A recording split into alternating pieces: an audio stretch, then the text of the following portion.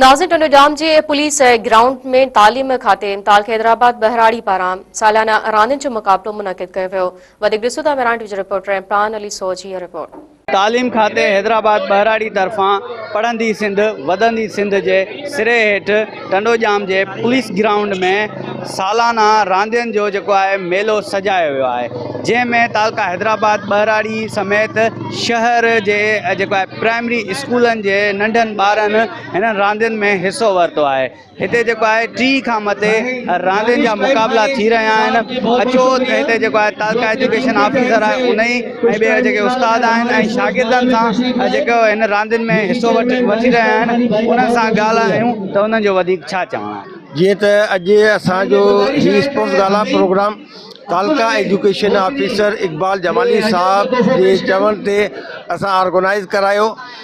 असांजे तालके में 11 बीटियूं ऐं 11 बीटनि में स्पोर्ट्स गाला प्रोग्राम हली रहिया आहिनि ऐं तालके जो दिलि टंडोजाम आहे ऐं ही प्रोग्राम असां टंडोजाम पुलिस ग्राउंड में करायूं ऐं असां में ही रांदियूं जेको आहे स्पोर्ट्स जी जेको आहे तमामु रांदियूं आहिनि। जीअं रसाकशाई आहे, 100 मीटर रेस आहे, ज़िगज़ैग रेस आहे, बैलून मुक़ाबला आहिनि ऐं जाम जेको असां 20 मुक़ाबला इन में रखिया आहिनि। त तव्हां पाण ॾिसंदो त ट्रॉफी बि जेको आहे असां वठी आया आहियूं। सभ खां पहिरीं आउं तमामु घणो थोराइतो आहियां टंडोजाम वासी उस्तादनि जो, जिन असांखे इज़त ॾेई दावत ॾेई हिते टंडोजाम में घुरायो आहे। हफ़्ते खनि खां स्पोर्ट्स गाला जे हवाले सां तमामु बहितरीनु प्रोग्राम मुनक़द कया विया आहिनि।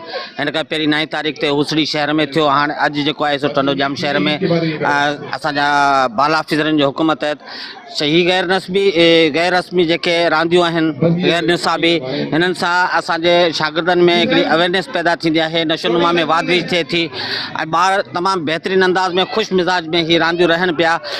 पढ़ाई सां गॾोगॾु ही रांदियूं बि असांजे लाइ ज़रूरी आहिनि, छाकाणि जो असांजे हिननि ॿारनि में वाधि पैदा थिए थी ऐं तव्हां ॾिसो पिया त ही रांदियूं जेके मुक़ाबला थियनि पिया हिननि में असां हिननि खे ट्रॉफियूं वग़ैरह रखियूं आहिनि। तमामु बहितरीनु अंदाज़ में टंडोजाम वारनि प्रोग्राम मुनक़द कयो आहे। असांजो ॻोठु भाई ख़ासि करे स्कूल आहे, ऐं ही भॼण वारी रांदि रहे मूंखे ॾाढो मज़ो आयो माशाल्लाह। तयारी घणा ॾींहं कई वई? तयारी पूरो हफ़्तो। पिरामिड हाजी साले मकरानी स्कूल आहे ऐं रेस में आया आहियूं असां। मुंहिंजो नालो अज़रा आहे। हाजी सर। मक़सदु जेको आहे उहो आहे ॿारनि में रुझान, ॿारनि में जेको आहे सो वधीक पैदावार करणु ऐं ॿारनि खे जेको आहे सो हिन शयुनि खे आगाह ॾियणु। तालीम सां गॾोगॾु स्पोर्ट्स बि लाज़मी आहे ऐं हिननि में जेको हींअर ज़िले लेवल ते थिए पियो उन में असांजे तहलके लेवल ते जेको TO साहिबु आहे इकबाल जमाली साहिबु ऐं उन जेके तहत थिए पियो।